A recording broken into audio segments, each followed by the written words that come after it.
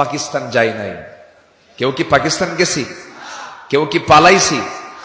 বরঞ্চ যারা আমাদেরকে রাজাকার বলে গালি দিয়েছে তারাই এখন হিন্দুস্তানের রাজাকার হয়ে সব দিল্লি গিয়ে বসে আছে। আমরা পালাবো না, আমরা যাব না, আমরা দেশের মাটিতেই থাকবো। এই দেশেই মরণ, এই দেশেই জন্ম হয়েছে, এই দেশেই কি হবে? মরণ হবে। বিয়ে শাদী দেশেই করছি, ছেলে মেয়ে ভাই বোন সব দেশেই নিয়ে থাকতে চাই। কারা দেশকে কতটুকু ভালোবাসে আত্মীয়তার দিকে একটু খোঁজ নিয়ে দেখেন।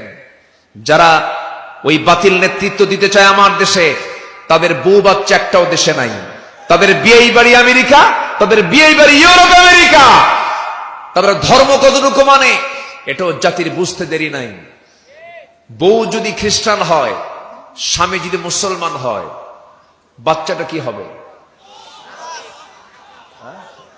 বলেন কি হবে? ফতুয়া দেন।